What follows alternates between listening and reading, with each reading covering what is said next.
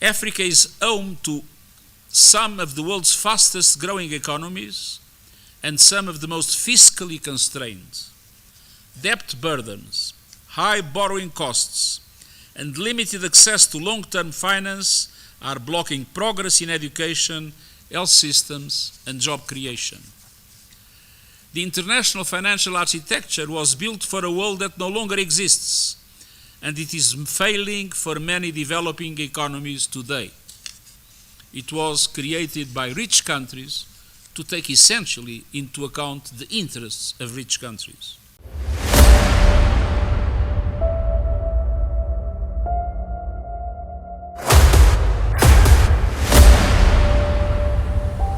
This is the journey to one Africa.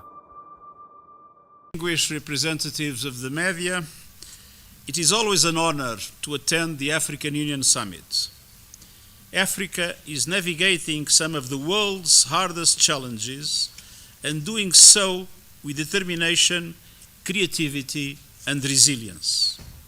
Not miracles, but steadily, practical work to solve real problems in an international environment that is more polarized, more unpredictable, and more volatile than at any time since the end of the Cold War. From regional integration efforts to investments in clean power and infrastructure, progress is happening, sometimes unevenly, sometimes slowly, but it is happening. Distinguished representatives of the media, I carry with me my deepest gratitude to the governments and people of Africa for their global leadership in the struggle for justice and equality, and my deepest conviction in the enduring power and promise of Africa. And that conviction is reflected in concrete action. The United Nations African Union partnership is stronger than ever. Over the last decade, we have turned shared principles into joint frameworks on peace and security, sustainable development, and human rights. And that work continues. I spoke to the summit on three priorities. First, peace and security. Many parts of the continent face deep, complex crises, including Sudan, DRC, the Sahel, and the Horn of Africa. These conflicts have multiple actors, multiple interests, and multiple layers. African institutions and leadership are engaging to silence the guns.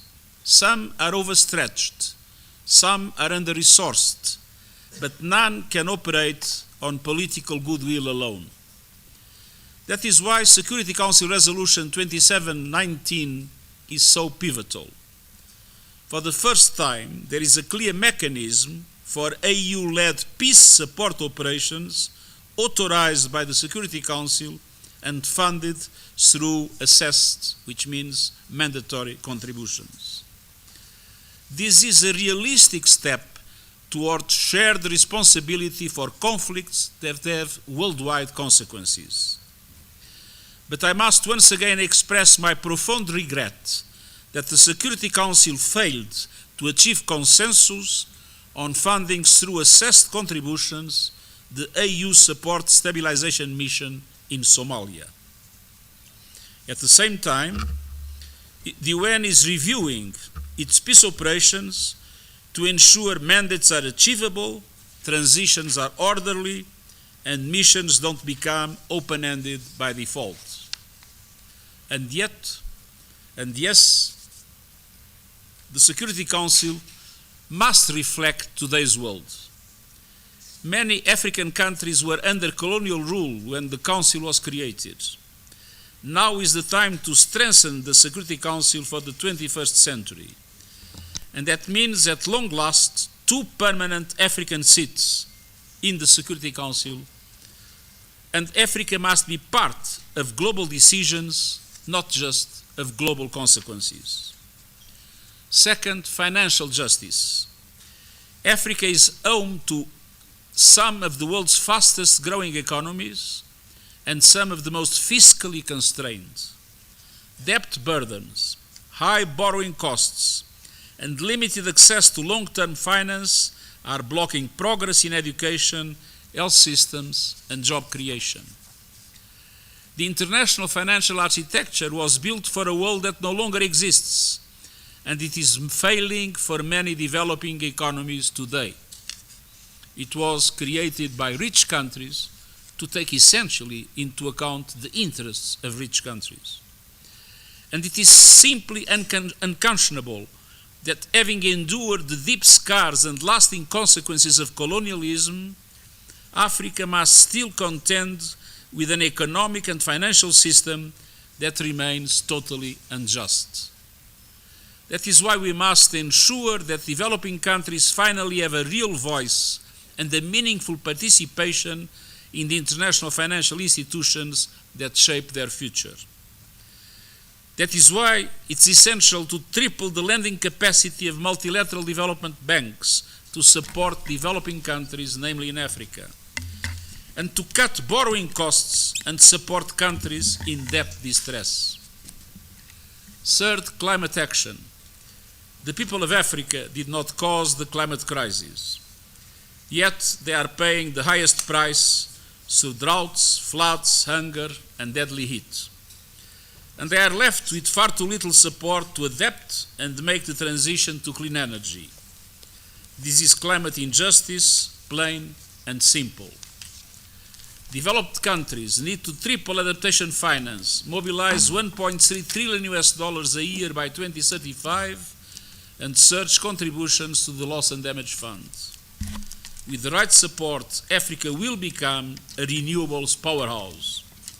And Africa's critical minerals and resources will help create new industries and jobs, building value at home, not exporting value away. The plundering and exploitation of Africa's resources must end. Once again, it is an honor to be here, and I thank the leaders and people of Africa for their warm welcome. The United Nations stands with Africa for peace, sustainable development, and climate justice. And allow me to make here, to the distinguished members of the press, the same comment that I made to the plenary. Some people say that this presence is, for me, a farewell. It's not true. First of all, I can guarantee that until the 31st of December, the United Nations will continue to consider Africa its first priority in all its activities. And second, that our partnership with the African Union is the most relevant strategic partnership and will remain so of the UN. And even after the 31st of October, wherever I will be and whatever I will be doing, I can guarantee that in the center of my concerns and my active solidarity, there will always be Africa. Like we say in my language, Africa sempre. Thank you very much. Thank you. With this, we will open for some questions. Let me start with one representative of an Ethiopian media, Ethiopian Herald. Please, you have the floor. Go ahead with your question.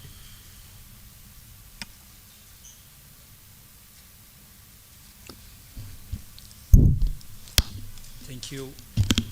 Thank you, Secretary General, and welcome to Addis Ababa. My question is, the African Union has been pushing for true UN reform and permanent representation for Africa at the UNSC. And in various occasions, you also support those ideas. So when are these initiatives, ideas are going to happen? And how do you assess the role of Ethiopia and the government in this regard? Thank you. Well, it is for Africans to choose the African countries that should be members of, permanent members of the Security Council. It's not for me to make that selection. But we recognize that there has been a lot of resistance. to change the Security Council. But the Security Council was created, as you know, after the Second World War.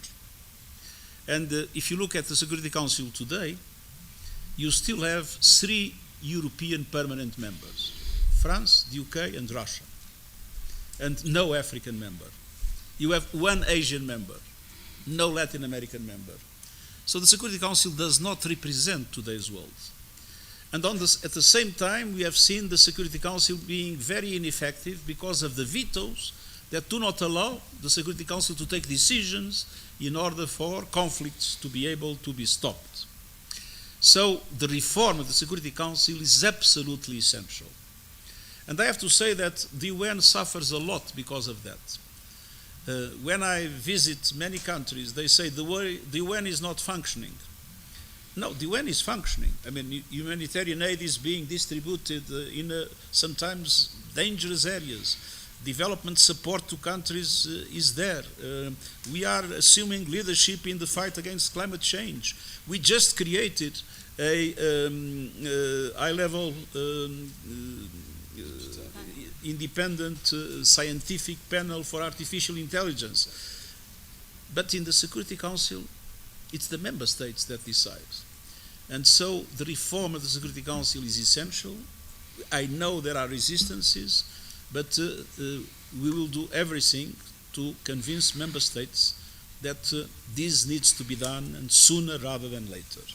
And I fully understand the frustration in the African continent in relation to that fact. But it's not only the Security Council.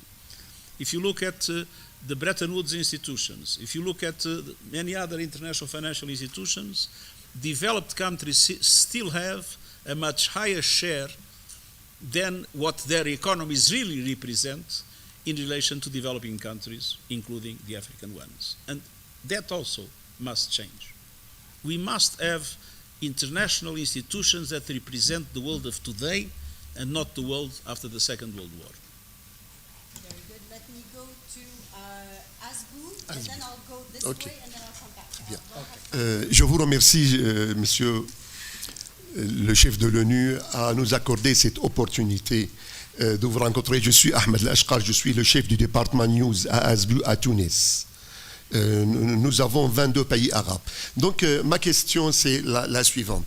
Est-ce que vous pouvez couronner cette carrière à la fin de votre mandat, de faire appel à une session extraordinaire pour l'Assemblée générale de l'ONU ou du Conseil de sécurité afin de discuter la situation humanitaire en Palestine?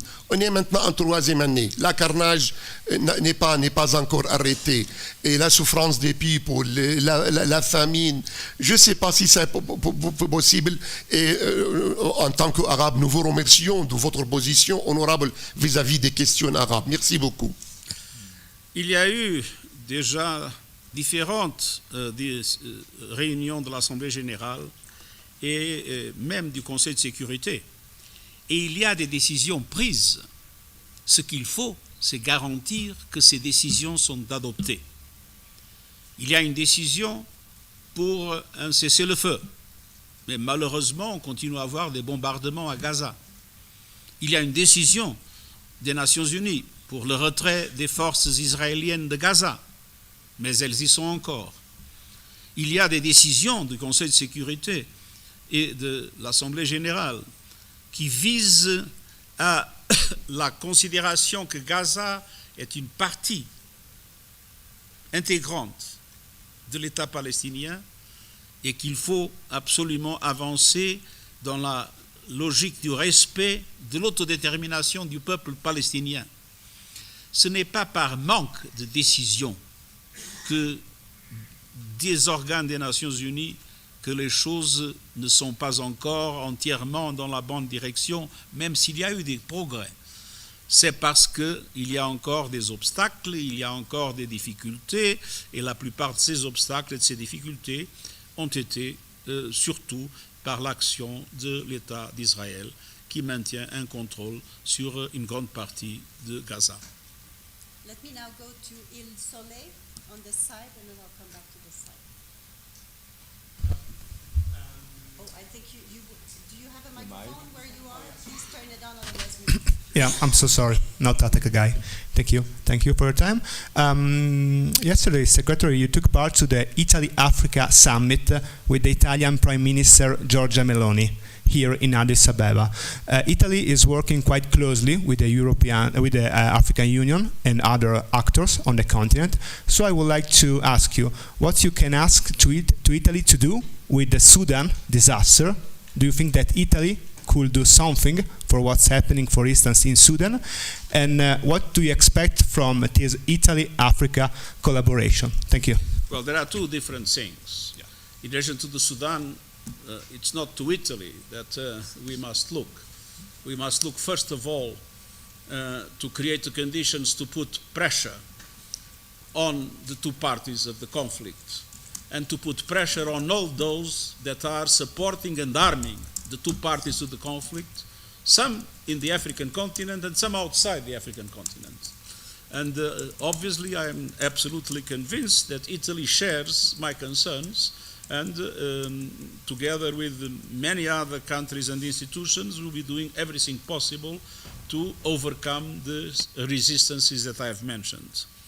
On the other hand, we have seen with a lot of interest the Plan Mattei, and I was very positively impressed by the declaration that was made by Prime Minister Meloni, showing her commitment to have with Africa a relationship based on mutual respect and trust, which is something that sometimes is missing in other circumstances. Let me go now to Ashark News. Go ahead, sir.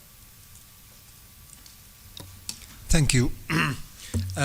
Rapid Support Forces violations in capture of El Fasher in North Darfur amount to war crimes, as UN said yesterday. What are the next steps towards accountability due to the whole situation in Sudan since war erupted, in your opinion? And what is the last update of your efforts to bring peace to this country? Thank you. We have been very actively engaged towards the African Union, together with the African Union, with the Arab League, with the Quad, and with other key actors, in order to put effective pressure for an immediate ceasefire, for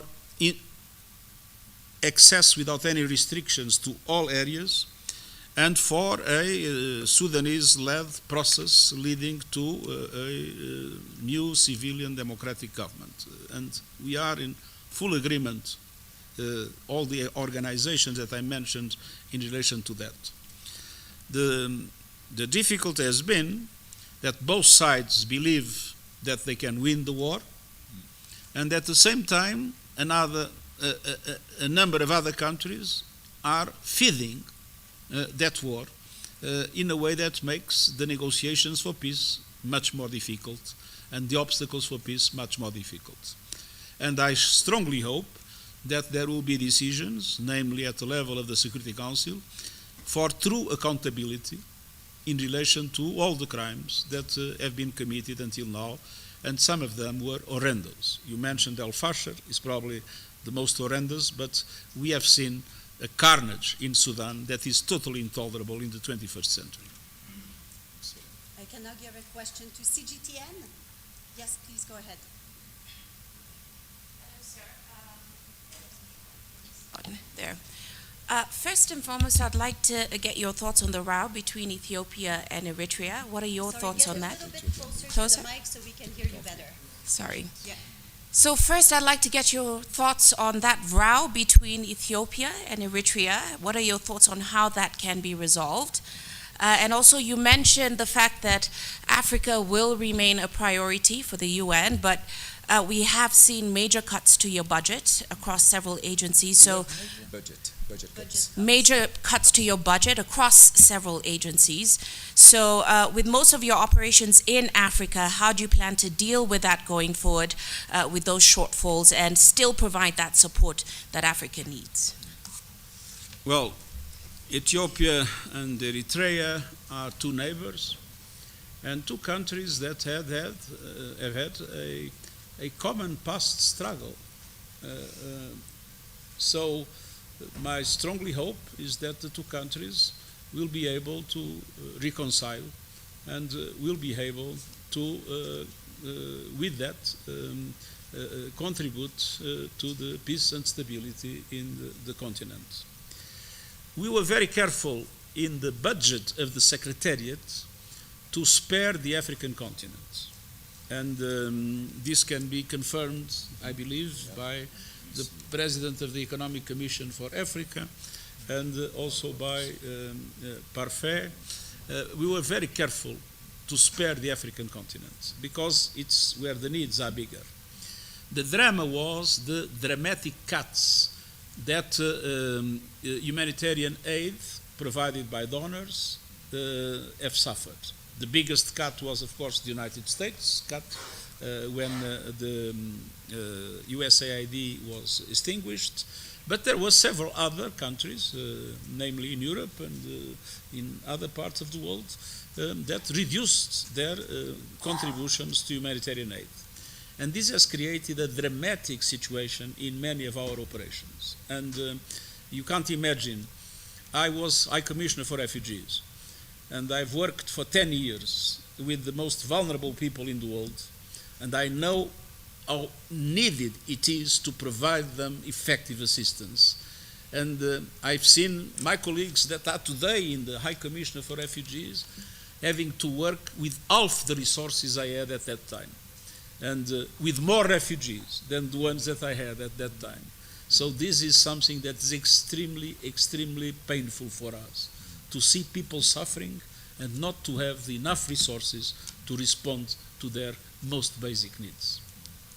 Thank you. We can take, I see we still have, Xinhua, go ahead, and if we have time, RFI, I'll take you. Okay, thank you very much. I'm from China's Xinhua News Agency. So this morning, Chinese President Xi Jinping sent a congratulatory letter to the opening of the AU summit. And in this letter, he mentioned that China has introduced and will implement the zero tariff policy to all African nations that have diplomatic ties with China. So, and this policy will come into force starting from May 1st this year. So my question is, how do you assess the significance of the zero tariff policy towards African nations, and especially in a time characterized by high tariffs? Thank you. I would appeal to all developed countries and to all countries with a large economic potential to take exactly the same measure. Africa needs free trade to its goods, and Africa cannot be penalized being a continent with enormous economic difficulties by trade policies that are restrictive and by tariffs that do not allow African products to be competitive.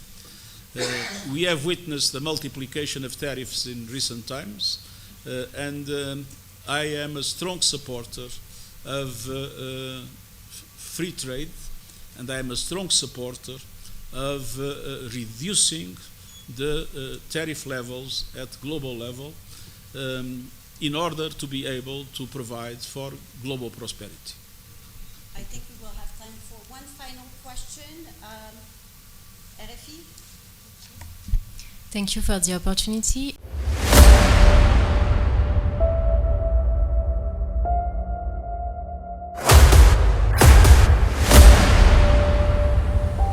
This is the journey to one Africa.